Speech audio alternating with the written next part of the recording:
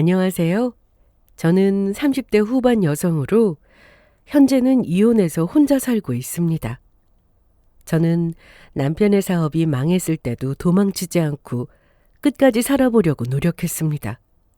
낮에는 제 일하고 퇴근하고 집에 와서는 투잡까지 하며 늘 남편에게 화이팅을 외쳤어요.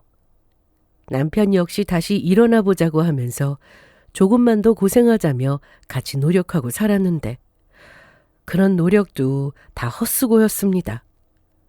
어떻게 사는지 시댁에서 더 잘 알고 있었으면서 그런 저를 생각도 안 하고 늘 동서한테만 특혜가 돌아갔죠. 시댁 제사 때 동서가 보이지 않아 연락했더니 어머 형님 못 들으셨어요? 어머님한테 가방을 사드렸더니 저는 제사상 차리지 말고 먹으러만 오래요. 동서의 말에 제삿날 상상도 못한 복수를 시작했습니다. 그동안 시댁에서 받은 멸시로 시댁에 어떤 복수를 했는지 그 얘기를 바로 시작해 보겠습니다. 저는 결혼하면 예쁜 딸 하나 낳고 살고 싶었는데 그건 원한다고 되는 게 아니었습니다. 한때 애가 생기지 않아 세상을 원망하기도 했지만 살아보니 다 이유가 있구나 싶었습니다. 시댁은 형제만 둘이고 제가 시댁 장남과 결혼을 했는데 남편과 결혼한 지 3년 차가 되었을 때 동서가 생겼습니다.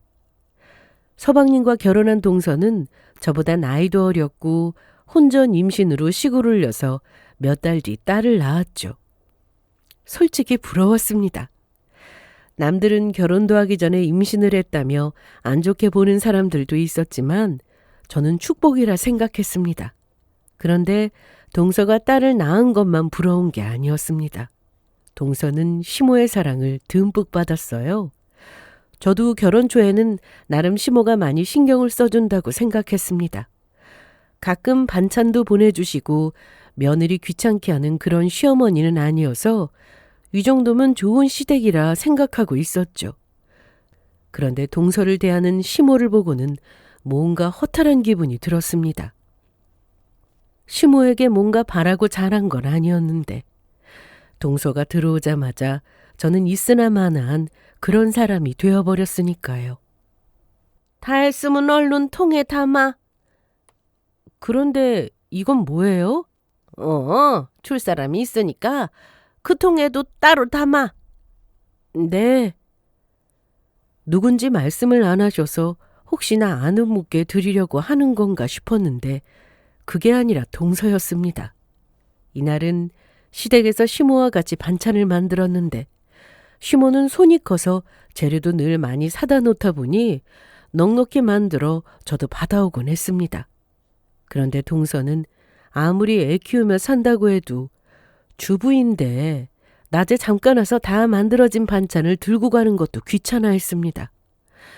애 키우는 게 쉬운 일인 줄 아냐고 하시는 분들도 계시겠지만 제가 애가 없어도 그 정도는 알고 있습니다. 동서는 애 데리고 백화점엔 그렇게 잘 갔거든요. 하지만 시댁에 오라고 하면 애 핑계를 댔으니 그게 좀 얄미웠습니다. 동서, 나 지금 시댁에 와 있는데 반찬 좀 만들었거든? 따로 챙겨뒀는데 와서 가지고 갈래? 어머 형님, 제가 애 데리고 어떻게 가요? 집에서 애만 보는 것도 얼마나 힘든데. 형님이 집에 가실 때 저희 집에 들러서 주고 가세요. 뭐 이런 일이 하루 이틀이 아니었습니다. 혹시나 싶어서 전화했는데 역시나 또 애 핑계를 대며 못 온다고 했습니다. 집에 가는 길에 들리면 그만이었지만 방향이 정반대라 동선에 들리고 나면 집에 가는 거리가 더 멀었습니다. 그래도 제가 모르는 생활이 있겠지 생각했어요. 친정엄마도 평생 주부로 사시면서 고생 많이 하셨기에 동서도 분명 혼자 애 보고 살림하랴 바빠서 그런 거겠지 좋게 생각하려고 했습니다. 그런데 저는 여전히 원인불명의 난임으로 애가 생기지 않았습니다. 남편과 저 모두 검사를 받아봤지만 정상이라서 맘 편히 기다려봤는데 기다린다고 천사는 찾아오는 게 아니더라고요. 동서는 애가 크는 모습을 보면서 예쁘기도 하고 저도 빨리 애를 갖고 싶은데 생기지 않으니 마음만 조급해졌습니다. 뭘 그렇게까지 해서 애를 가지려고 해? 노력이라도 해봐야지. 아이를 갖고 싶은 마음에 저와 남편은 시험관도 시도해봤습니다. 그런데 이것도 뜻대로 되지는 않았습니다. 원래 뭐든 마음이 편해야 되는 거잖아요. 저하고 남편 둘 중 문제가 있는 사람이 있는 것도 아니라 그런지 기대는 커지고 결과는 처참하니 매번 속이 상하는 건 저였습니다. 어머님도 사람인지라 애가 있는 동선이한테 더 신경을 쓰시더군요. 집안 대소사에 힘들면 빠지라고 하고 반찬 먹거리는 바리바리 싸서 동선에 가져다 주실 때도 많았습니다. 생각해보면 당연했습니다. 그래서 생각하면 할수록 제가 셈을 내고 있다는 생각이 들었습니다. 이러면 복이 오다가도 도망가겠다 싶었던 저는 시험관도 그만두고 모든 걸 내려놓게 되었어요. 때 되면 오겠지 생각했고 시어머님과 같이 저도 동서한테 좋은 마음으로 이것저것 챙겨줬습니다. 시댁에서는 김치 냉장고를 좀 더 큰 걸로 바꾸게 되면서 동선의 김치 냉장고도 새로 사주셨는데 냉장고가 커졌으니 시댁에서 김장은 더 많이 하게 되었고 그때마다 하루 종일 김장 담그고 오는 건 저였습니다. 아이고 다 했다. 언제 하나 싶었는데 그래도 네가 있어서 끝냈구나. 고생했어. 어머님도 고생 많으셨어요. 그래도 어머님의 고생했다 한마디에 힘든 게 싹 풀리는 저였습니다. 그런데 그 와중에 원래 김장할 때는 가족끼리 다 모여서 수육도 삶아 먹고 하는 거잖아.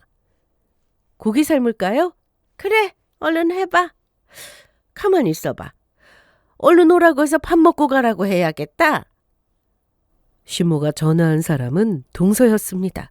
그래, 조심히 와. 택시 타고 와. 도착할 때 되면 내가 나가서 택시비 줄 테니까. 그래, 알았다. 그리고 잠시 뒤 동서가 시댁에 도착했는데 애 없이 혼자 왔습니다. 그래서 물어보니 애는 동선의 친정에서 봐주고 계신다고 하더라고요. 늘어지게 잤어요, 어머님. 잘했다. 잠오면 자야지.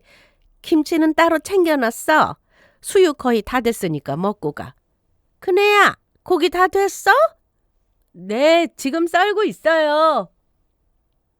동서가 시댁에 오면 저는 늘 주방에 있었고 애가 없어서인지 늘 저만 겉돌고 섞이지 못하는 기분이 들었습니다.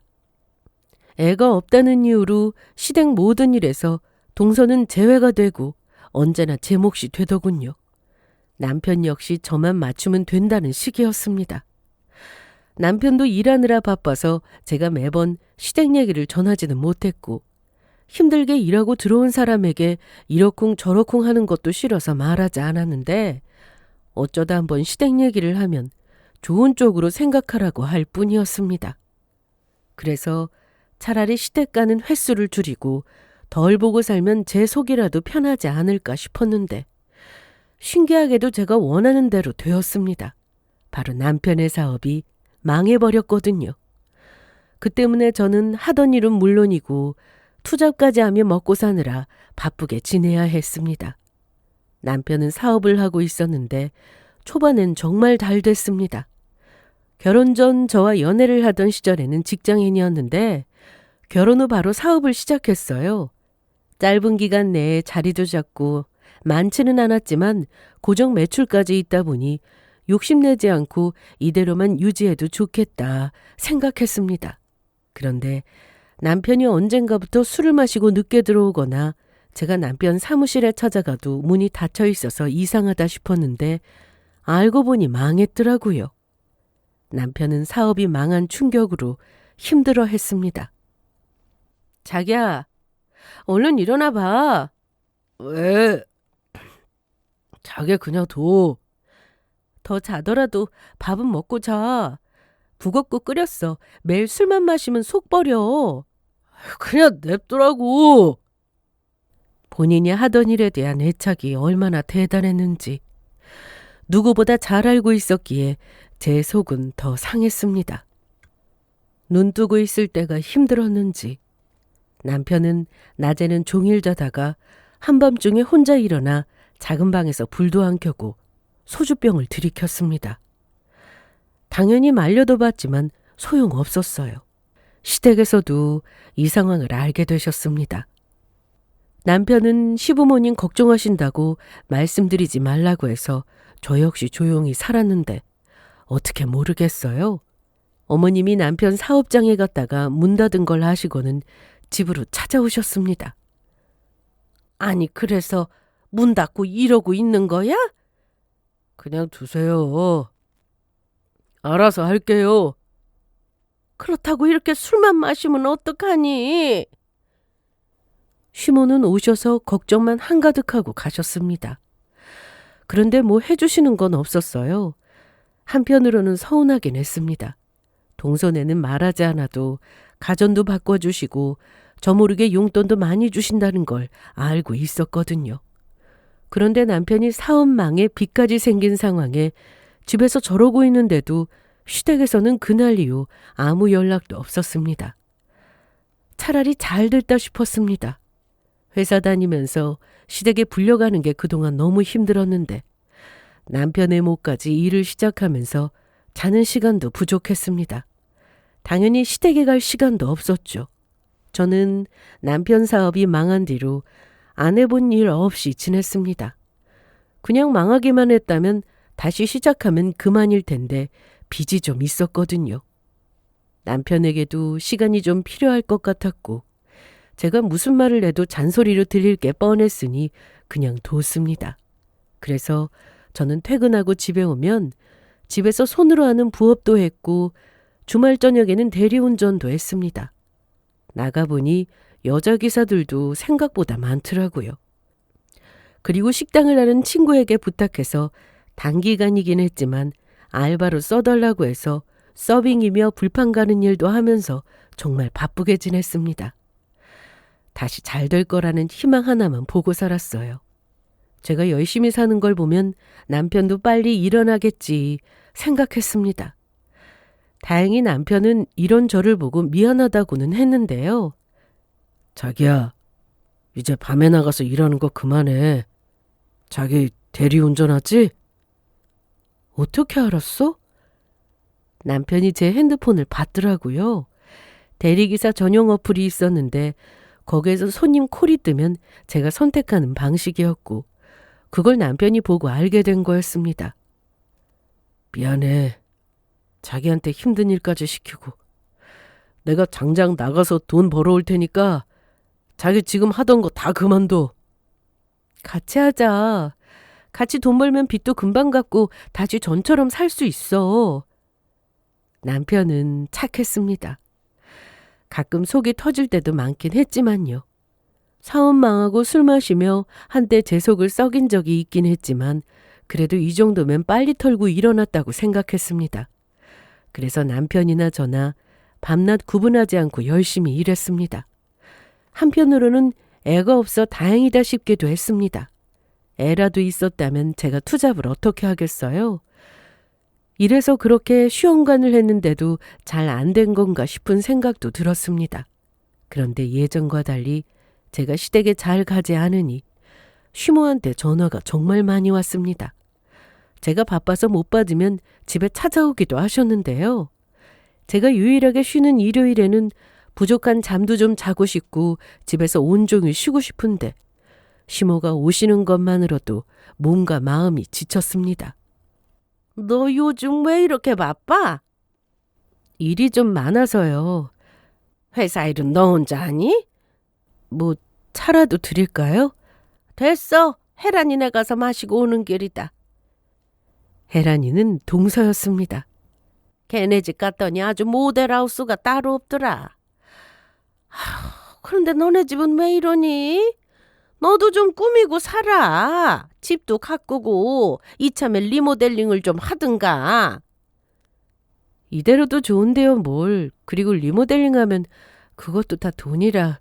너네는 뭐 그렇게 돈이 없어? 우리 민수도 이제 일 시작했다며. 네.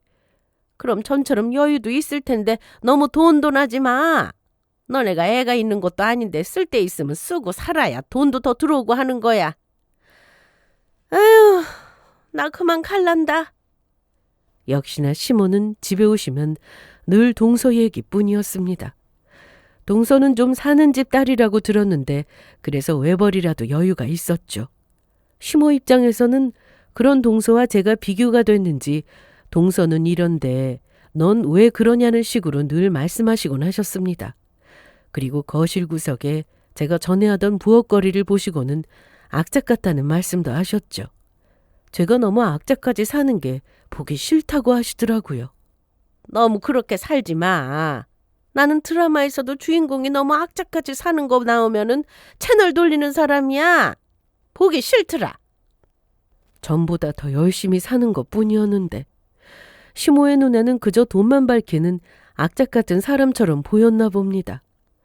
제가 왜 투자까지 하며 힘들게 사는지 알고 계시면서도 시댁에서는 여전히 동서만 챙겼습니다. 그게 하루 이틀도 아니었으니 그러려니 하고 넘길 수도 있었는데 한 번씩 찾아와서 제 속을 뒤집어 놓을 때면 저도 사람이라 그간 참았던 것들이 우르르 무너질 때도 많았습니다. 그래도 할 건 하고 살았습니다. 시댁에 전처럼 자주 가지는 않았는데 이날은 시모 생신이라 회사 일 마치고 남편과 시댁에 갔습니다. 그런데 이날 다 같이 모여 저녁을 먹는데 동서가 가방에서 뭔가를 꺼냈습니다. 동서의 행동에 시모는 늘 관심이 대단하셨는데 이날도 똑같았어요. 아니 그게 뭐야? 이 소스에 고기 찍어 먹어도 맛있고 요리할 때 넣어도 감칠맛 나서 좋더라고요. 어머니 한번 드셔보세요. 그래 어디 먹어보자. 맛있네. 이거 좋다. 사실 저는 동서의 말에 별 관심도 없었는데 혼자 말없이 밥만 먹는 것도 좀 이상하다 싶어서 나도 나중에 한번 사 먹어봐야겠네. 이러고 말았는데 동서가 갑자기 그러지 마시고 제가 보내드릴게요. 집에 몇 병 더 있거든요. 솔직히 이때 동서가 왜 이러나 싶었습니다. 특이한 소스라고 하니 저도 한번 쑥 쳐다본 게 전부였는데 번거롭게 마트 가서 사지 말라고 하길래 알겠다고 했죠. 그리고 며칠 동안 잊고 있었습니다. 정말 관심이 있어서 한 말도 아니었고 회사 일이 바빠서 정신없이 지냈거든요. 며칠 뒤 택배 하나가 왔길래 시킨 게 없어서 뭔가 하고 열어봤는데 그 안에는 시댁에서 동서가 보여줬던 그 소스가 들어있었습니다. 그런데 집에 몇 봉 있어서 보내준다고 해놓고 딱 보니 사이트에서 주문해서 보내준 거였습니다. 택배가 도착했다는 문자를 받았는지 동서는 바로 저에게 전화를 했는데 동서, 안 그래도 방금 택배 받았는데. 그러셨어요? 그거 제가 보낸 거예요. 그런데 이거 집에 있던 거 보낸 거 맞아? 그게 다 먹고 없어서 새로 주문했어요. 형님 기다리실까 봐 급하게 주문했는데 너무 늦었죠? 아니야, 괜찮아. 그런데 다 먹고 없으면 굳이 안 보냈어도 됐는데 뭐하러 주문까지 했어. 잘 먹을게. 고마워. 네, 형님. 그럼 끊을게요. 평소 동서에 대해 좋게 생각하지 않았지만 일부러 돈까지 써가며 사서 보내준 게 고마웠습니다. 그런데 전화를 끊고 나서 동서한테 문자가 한 통 왔는데 어이가 없더라고요. 형님, 이 계좌로 10,000원 보내시면 됩니다. 맛있게 드세요. 그 문자를 보는데 기가 찼습니다. 처음부터 돈 받고 보낼 생각이었나 보더라고요. 뭐 치사해도 어쩌겠나요. 동서는 애초에 돈 받고 준다고 한 말이었고 저는 그냥 집에 있는 거 보내준다는 줄 알고 서로 오해가 있어서 이렇게 된 거라고 생각하고는 동서한테 돈을 보냈습니다. 그리고 나서 박스에 적힌 해당 사이트로 들어가 소스를 검색했는데 판매가는 6,500원이었습니다. 거기다 무료 배송이었고요. 그걸 보고 어이가 없었어요. 차라리 형편이 어려우면 그런가 보다 하고 넘기겠지만 매번 시댁에서 만날 때마다 옷자랑에 가방자랑이 늘어지던 동서였습니다. 고작 그 3,500원 때문에 그간의 서름이 올라왔습니다. 시모가 저와 남편을 무시하니 동서도 이러는구나 싶었죠.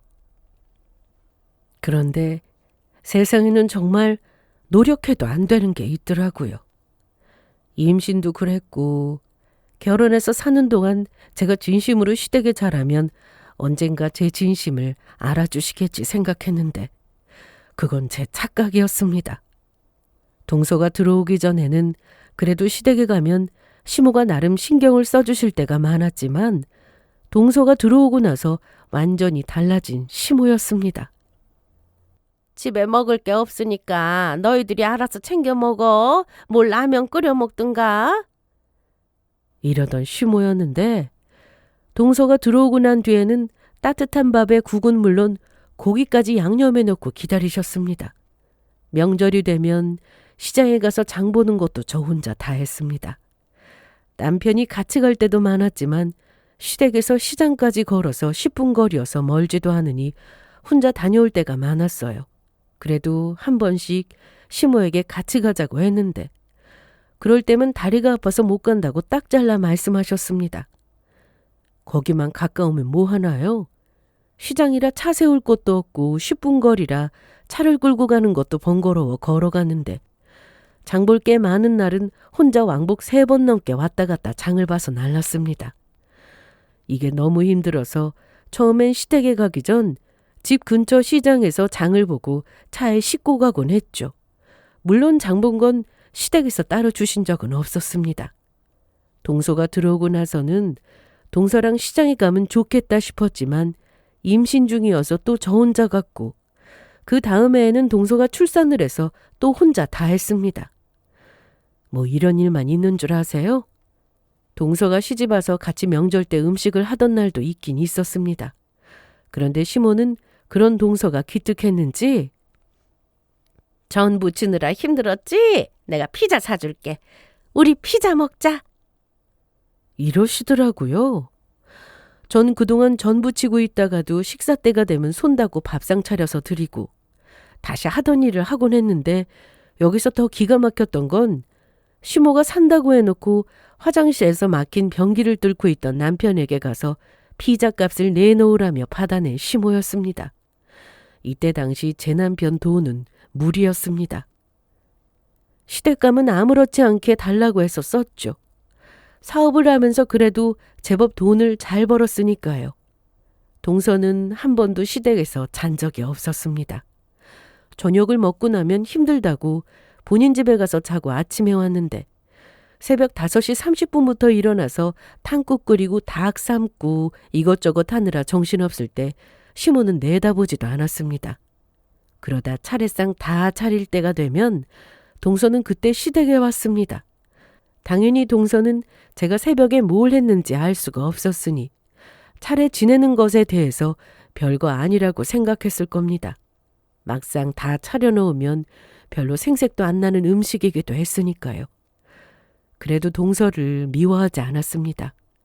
명절 때 차례 지내는 것 외에 제사가 많은 건 시댁에 말해야 할 부분이지 동서한테 할 말은 아니었으니까요. 저보다 나이도 어렸고 제가 하는 그대로 동서도 따라야 한다. 뭐 이런 생각은 하지 않았습니다. 제가 이해할 수 없는 사람은 시모였어요. 왜 많지도 않은 며느리를 차별하는지 그게 늘 불만이었습니다.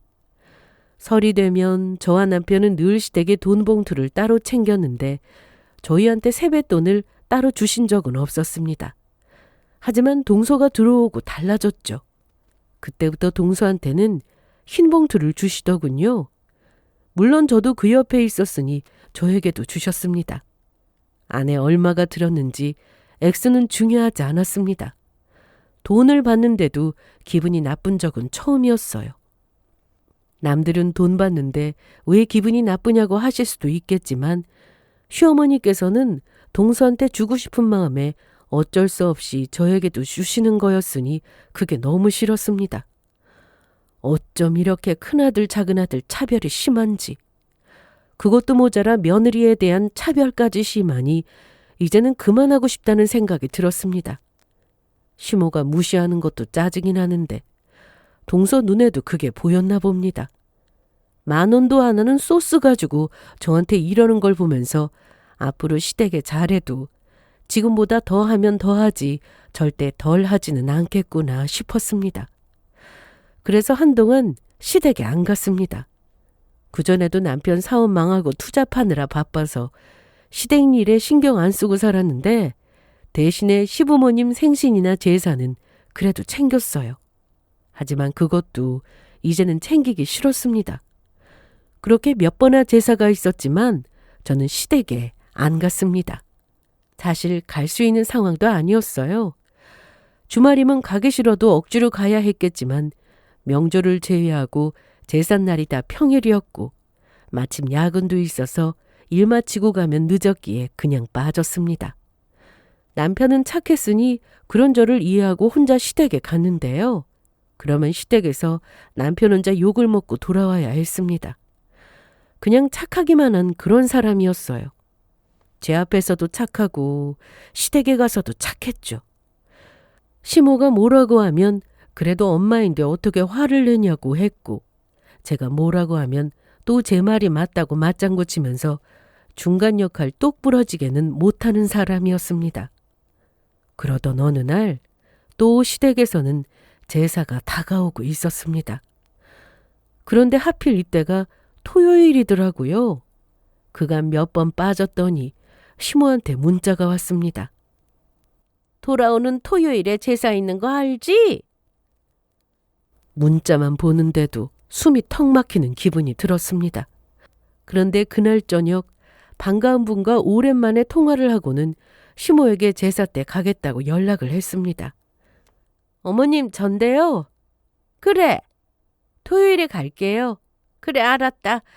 그럼 오는 길에 장 봐오면 좋겠구나. 네 그럴게요. 남편은 평일에는 지방에 가 있었습니다.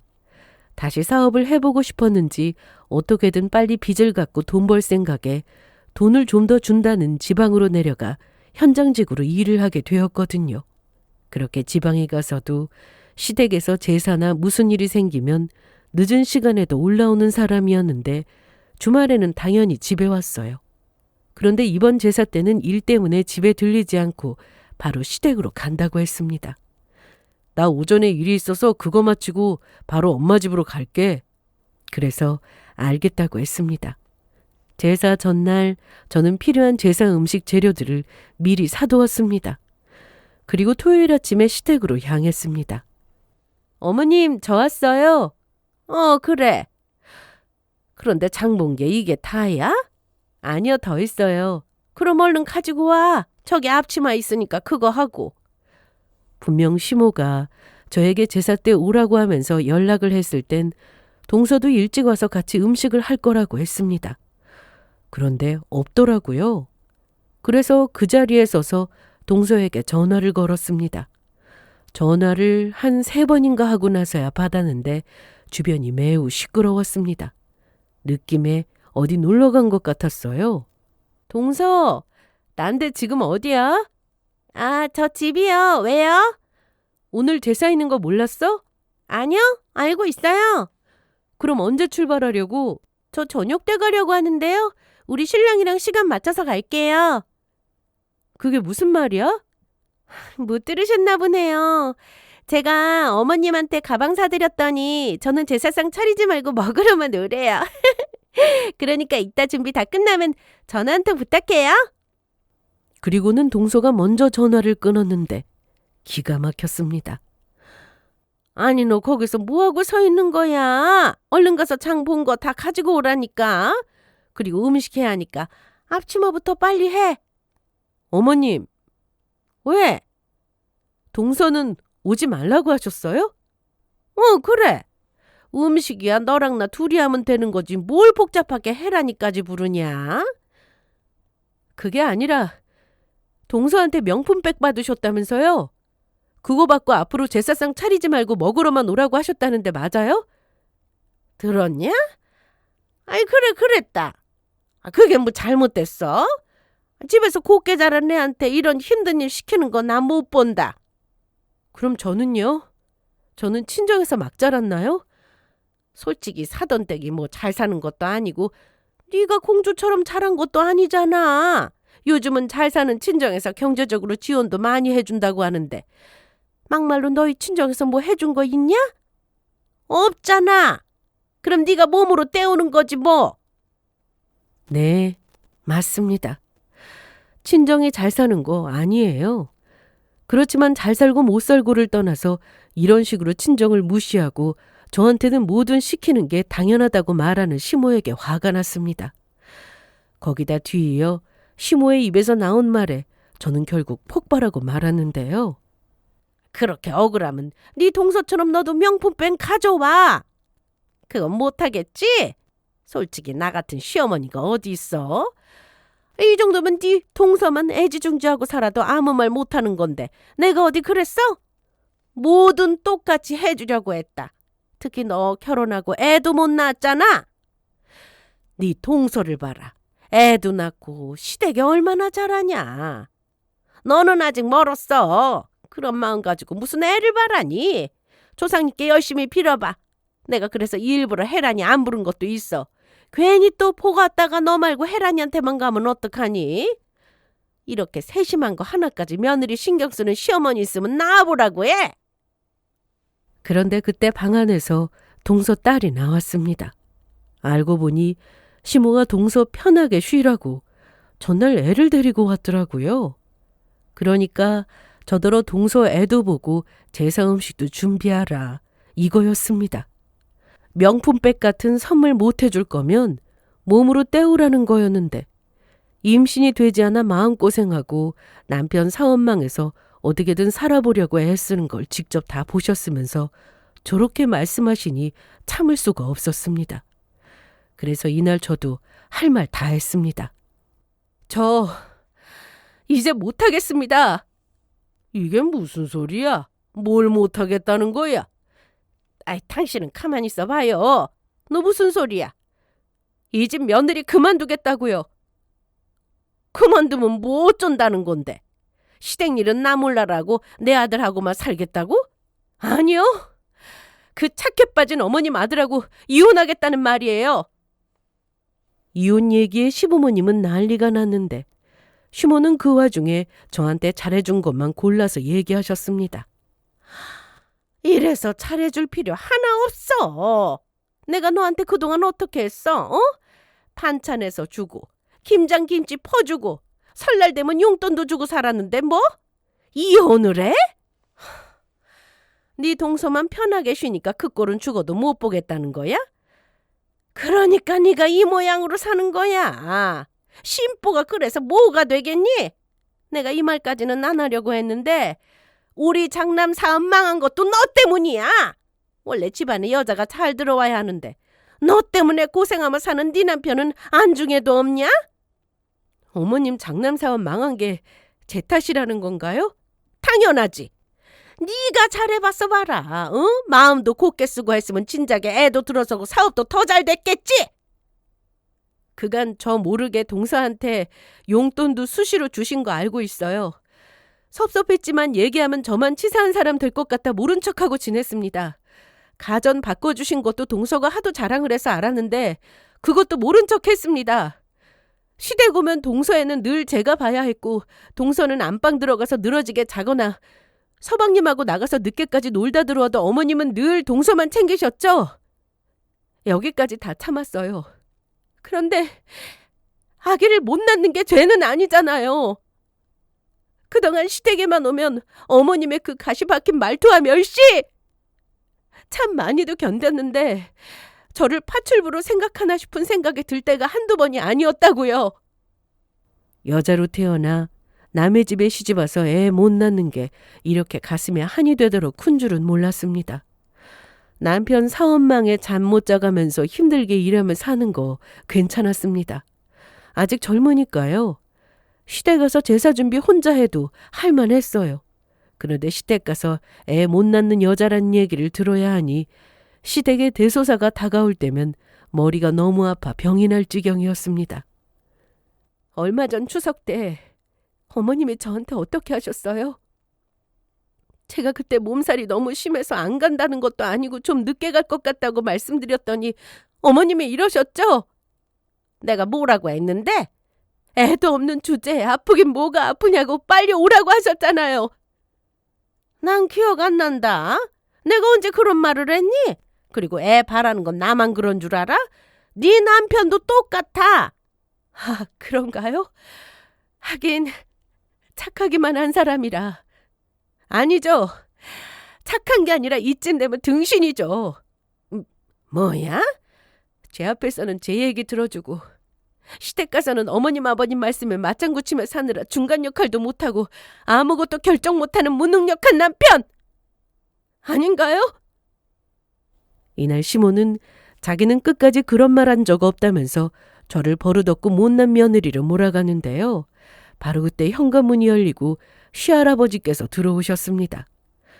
시댁에서 제일 큰 어른이 바로 시할아버지셨습니다. 결혼 초 저를 유독 예뻐하셨던 분이라 시골에 가는 게 늘 좋았는데요. 원래 시댁 제사도 시할아버지가 계시는 시골로 내려가서 지냈었는데 제사가 한 번만 있는 것도 아니라 매번 다 같이 시골에 가는 게 쉬운 일은 아니었습니다. 그러다 보니 시할아버지께서 제사가 있는 날 서울로 올라오셨죠. 하지만 얼마 뒤 외국으로 나가셨습니다. 처음에는 시할아버지도 안 계시는데 제사를 계속 지내는 게 맞나 싶었지만 집마다 사정은 다 다르니까요. 시할아버지는 외국에 친구분이 계셨는데 더 나이 들기 전에 여행하며 살고 싶다고 하시면서 나가셨고 중간중간 한국에 들어오셨지만 날짜가 맞지 않으면 제사 때 참석을 못하셨습니다. 그런데 이날 시할아버지께서 딱 맞춰 시댁에 오신 건 다 이유가 있었습니다. 저와 같이 왔거든요. 시모가 저에게 제사 때 오라고 연락을 하신 날 오랜만에 시할아버지와 통화를 했습니다. 곧 한국에 들어가는데 제가 너무 보고 싶으니 집으로 오신다고 하셨죠. 시댁에서도 당연히 알고 계시는 줄 알았는데 시할아버지께서는 얘기하지 말라고 하셨습니다. 괜히 말하면 마중 나온다고 하고 부담스럽다면서 혼자 가면 된다고 하시더라고요. 아침에 시할아버지와 함께 시댁으로 가는 차 안에서 정말 많은 얘기를 나눴습니다. 나이에 비해 정정하셨고 젊게 사셔서인지 정말 건강하셨는데 여행 다니면서 사시는 게 너무 행복하다고 하시더라고요. 좋은 얘기만 하시는데 거기다 대고 시댁 얘기는 하고 싶지 않았습니다. 그렇게 시댁에 도착 후 시할아버지는 잠시 슈퍼에 들렀다 간다며 장본 걸 들고 간다고 하시길래 제가 일부만 들고 시댁에 먼저 올라간 거였어요. 제가 이날 시모에게 그간 당했던 일들을 하나하나 다 말하는 동안 현관문 밖에서 시할아버지가 다 듣게 되셨습니다. 그리고 바로 문을 열고 들어오셨는데 그 모습에 아버님은 물론 어머니까지 아무 말 못하고 놀란 얼굴을 하고 서 계셨죠. 이게 다 무슨 소리야? 아버지? 아버님 언제 오셨어요? 아까부터 밖에 서 있었다. 내가 들은 얘기가 다 사실이냐? 그게 다 사실이에요. 거짓말 하나도 없습니다. 너 입 못 다물어? 너나 입 다물어? 그동안 우리 손주 며느리한테 구박하고 살았냐? 응? 그런데 이날 황당한 얘기를 들었습니다. 시할아버지께서는 명절을 제외하고는 앞으로 제사를 줄이거나 없애라고 하셨답니다. 저는 전혀 몰랐어요. 시모 입장에서는 그간 오랜 세월 제사를 지내고 사셨으니 반가운 소식이었을 텐데 시부가 그걸 반대했다네요. 그래서 시할아버지가 안 계시는 동안 고집대로 제사를 지냈던 거였죠. 한편으로는 어머님도 저와 같은 며느리로서 고생을 많이 하고 사신 거니 짠한 마음이 들 수도 있었지만 제사 때문이 아니라 늘 저에게 동서와 비교하고 돈 없다고 무시하고 애 못 낳는다고 해서는 안 되는 말까지 하셨으니 저는 그런 말에 이혼을 결심한 거였습니다. 이날 제가 그동안 어떻게 살았는지 다 알게 된 시할아버지께서는 당장 생활비부터 끊어버리겠다고 하셨는데요. 알고 보니 시댁은 시할아버지 명의 건물의 월세를 대신 받으며 생활하고 계셨습니다. 그래서 시부나 시모 모두 딱히 일이 없으신데도 생활에 여유가 있었던 거였어요.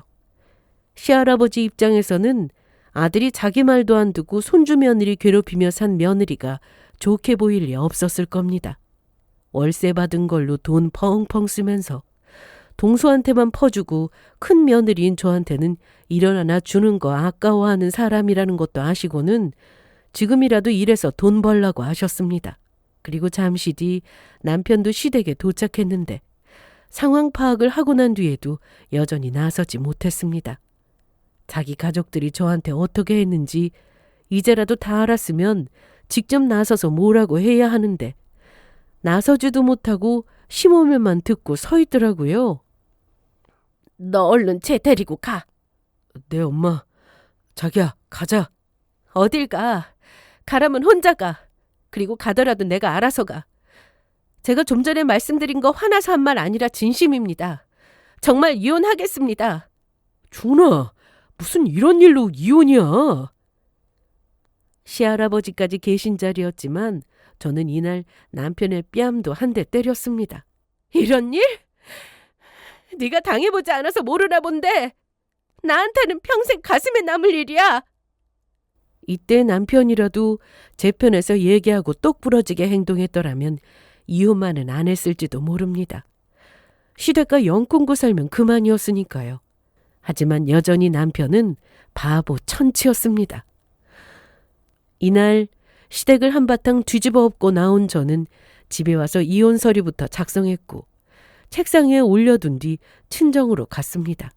남편은 그 서류를 보고 친정까지 찾아와 이혼은 안 된다며 얘기를 하자고 했는데요. 마지막으로 뭐라고 하는지 들어보려고 만났는데 이날 남편은 친정아빠에게 욕이란 욕은 다 먹고 저한테도 모자라 아빠한테도 뺨을 맞고 쫓겨났습니다. 이혼은 절대 안 돼. 못해. 나는 하고 싶어. 엄마가 돈 준대. 돈이라니? 병원 다니라고 돈 준대. 시험관 그거 다시 해보라고.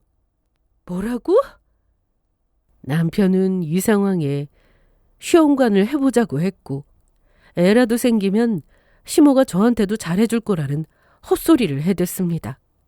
이혼할 마당에 뭐? 시험관? 너나 실컷해. 그동안 모진말로 상처 준 것도 모자라서 뭐? 애라도 생기면 너네 엄마가 나한테 잘해줄 거라고? 제정신이냐? 이 말을 듣고 계시던 저희 부모님이 더 화를 내셨는데요. 아빠는 남편의 멱살까지 잡으며 당장 이혼하라고 하시면서 있는 욕 없는 욕 다 하셨는데 남편은 그런 욕을 먹고도 정신을 못 차리고는 친구 중에 시험관을 몇 년간 해서 애 낳고 사는 친구 얘기를 했다가 주먹으로 얼굴도 한 대 맞았습니다. 당장 나가! 이혼 서류에 도장 안 찍으면 소송이니까 그렇게 알아! 당연히 이날 엄마는 내내 우셨습니다. 진작에 오지. 왜 참고 살았어? 내가 잘하면 어머님도 알아주실 줄 알았지. 친정에서 지내는 동안 생각해보니 엄마 말대로 진작에 다 때려치우고 나올 걸 하는 후회가 들었습니다. 돌이켜보니 제 자신이 너무 초라해지더라고요. 그런데 그런 사람이 저인 걸 어떡합니까? 노력하면 되는 줄 알았습니다. 시댁에서 인정도 받고 싶었고 열심히 일하면 남편도 다시 전처럼 일도 열심히 하고 사업도 잘 되지 않을까 생각했어요. 이날 이후 시모는 이혼만은 절대 안 된다며 완고하게 나오셨으나 상관없었습니다. 저는 시모를 상대로 위자료 청구 소송을 하려고 준비를 했거든요. 남편 역시 시모의 말대로 이혼을 반대하고 있어서 이혼 소송도 했습니다. 처음엔 저 하나 없다고 크게 달라질 거라 생각하지 않았지만 그것도 제 착각이었습니다. 그간 시댁에서 제가 하던 일이 참 많았는데 그걸 이제 동서가 하게 되었습니다. 그리고 시할아버지께서 건물 월세가 시부모님께 들어가는 걸 막은 뒤로 아버님은 뒤늦게 전에 하시던 공장을 다시 시작했는데 그게 잘 될 리가 없었죠. 시모는 식당 서빙 일을 하면서 돈을 버느라 힘들게 사셨고 동서와 시모의 사이는 예전 같지 않았습니다. 서로 돈 주고 명품 가방 선물하고 그럴 때는 좋았겠죠. 온갖 힘든 일은 제가 했으니 두 사람은 힘든 것도 없었을 테고요. 그러거나 말거나 저는 준비한 대로 진행했고 그렇게 소송 끝에 저와 남편은 완전한 남이 되었습니다. 그리고 저에게 큰 상처를 준 전 시모에게는 위자료도 받게 되었고요. 들리는 얘기로는 남편은 여전히 사업 실패에서 벗어나지 못하고 살고 있다고 했습니다. 저와 이혼해서 삶의 의욕이라도 떨어진 건지 지방 내려가서 그렇게 일을 열심히 하더니 그 회사도 결국 관두고 다시 올라와 시댁에서 지내는데 또다시 전처럼 술독에 빠져 산다고 하더라고요. 전 시모가 저를 찾아와 어떻게 사는지 얘기하면서 저한테 도와달라고 한 적이 있었습니다. 큰애야, 저 그렇게 부르지 마세요. 내가 한 말이 그렇게 상처였니? 네. 미안하다. 이제 와서요? 이제라도 사과를 해야지. 그럼 가보세요. 잠깐만. 우리 민수가 요즘 너무 힘들게 살고 있어. 얘기 들었니? 아니요. 제가 왜 그쪽 아들 얘기를 들어야 하는데요? 매일 소주만 마셔. 이러다 건강 해칠 것 같아. 그래서요? 너무 남 일처럼 말하는 거 아니야? 뭔가 착각하시는 것 같은데요. 이제 남이에요. 서류 정리 다 끝났다고요. 그래도 한때는 부부였는데 나 몰라라 할 거야? 네, 그러고 싶네요. 술을 마시든 술독에 빠져 살든 저하고는 이제 상관없으니 이렇게 오셔서 그런 얘기 하지 마세요. 아셨어요? 저를 찾아온 건 전 시모뿐만이 아니었습니다.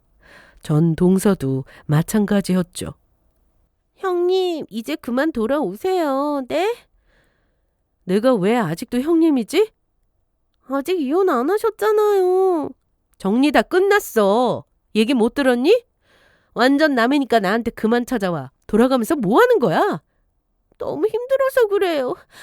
그럼 레시피라도. 뭔 헛소리야?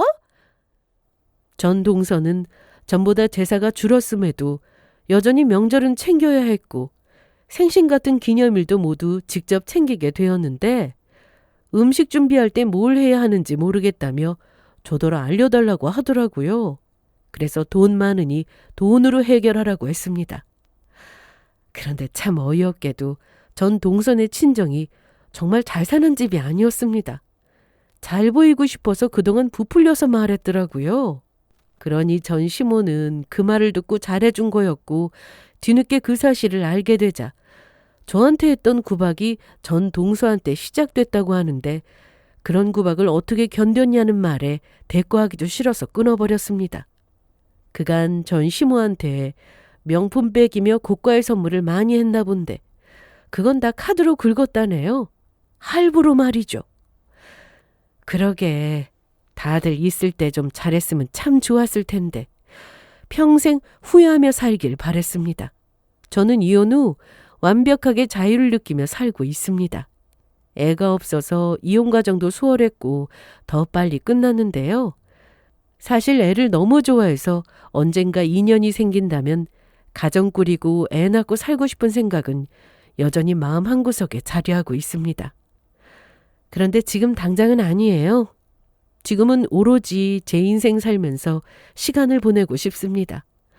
뭐든 조급해하지 않고 그간 못해본 거 하고 살면서 말이죠. 지난 결혼 생활을 돌이켜보면 언젠가 일어날 일은 일어나게 되어 있더라고요. 그러니 다 때가 있다고 생각하면서 저는 요즘 회사 다니며 평소처럼 일 열심히 하고 있고 저를 위한 선물도 하면서 저 스스로 존중하고 위하면서 살고 있습니다. 여러분들도 자신을 먼저 위하는 그런 삶을 사셨으면 좋겠습니다. 내가 나를 존중하지 않으면 다른 사람들도 존중하지 않더라고요. 그럼 제 사연은 여기서 마칠게요. 들어주셔서 감사합니다.